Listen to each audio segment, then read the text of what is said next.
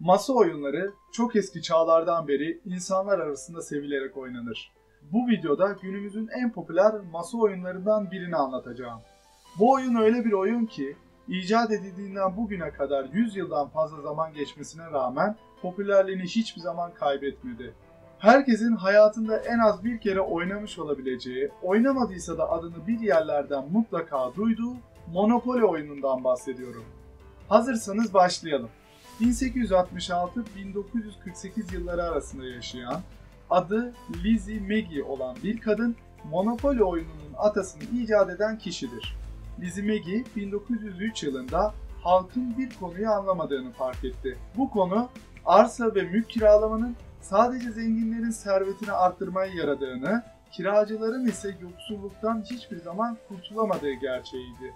Lizzie Magie, insanlara mülk sahibi ve kiracı arasındaki karmaşık ilişkiyi sade bir şekilde anlatmak istedi. Bu durumu çok kolay ve sade bir şekilde anlatabilmek için de bir masa oyunu icat etti.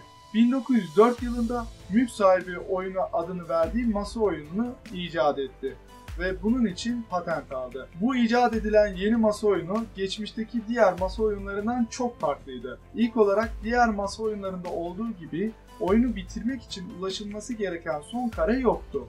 İkincisi, oyunu kazanabilmek için çok fazla mülk sahibi olmak gerekiyordu. Oyun devam ederken bazı oyuncular giderek fakirleşiyor ve mülk sahibi olan oyuncuların kirası haline geliyordu. Mülk sahibi olan oyuncular ise giderek zenginleşiyor ve daha çok mülkün sahibi oluyordu. En sonunda fakirleşen ve kiracı durumuna düşen oyuncuların iflas etmesiyle oyun bitiyordu.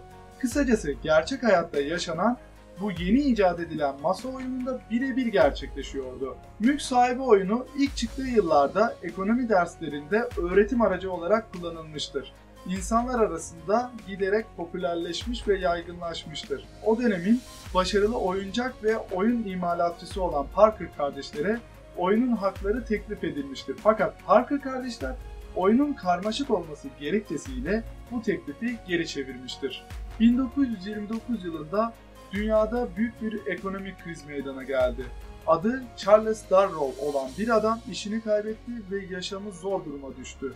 O dönemde arkadaşlarının ve komşularının bir oyun oynadığını fark etti. Bu oyunlar yıllar önce Lizzie Magie'nin icat etmiş olduğu mülk sahibi oyunundan türetilmiş olan ev yapımı oyunlardı. Bunun üzerine Charles Darrow'un aklına yeni bir fikir geldi ve bu oyunun kendi versiyonunu çıkardı. Oyuna yeni eklemeler yaptı, elektrik ve su tesisleri, istasyon simgeleri ekledi. Bu eklemeler sayesinde Monopoly oyunu yıllar sonra dünyanın en popüler masa oyunlarından biri haline gelecekti. Geçmişte Lizzie Magie'nin mülk sahibi oyununu reddeden Parker kardeşler aynı şekilde bu oyunu da karmaşık olduğu gerekçesiyle reddetti. Bu dönemde dünyada ekonomik bir durgunluk yaşanıyordu.